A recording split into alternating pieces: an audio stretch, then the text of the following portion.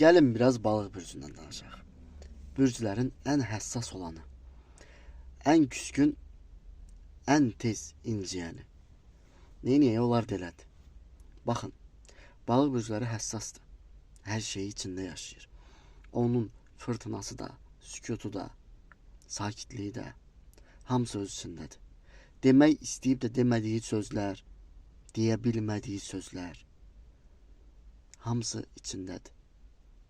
Onu anlamaq əslində çətin deyil. Onu sadəcə olaraq anlamaq həqiqətən lazımdır. Gözlərindən anlaya bilərsən, baxışlarından anlaya bilərsən onun nə demək istədiyini. Onlar heç bir zaman sözdə açıb sənə deməz. Yalnız əməldə göstərər. Yalnız hiss elətdirər. Bir balıq börcünü hiss eləmək lazımdır. Duyğularını hiss etmək lazımdır. Bunu bacaracaqsansa, yanında olacaqsan. Bacarmayacaqsansa, deməli sən ona layiq deyilsən, incimə.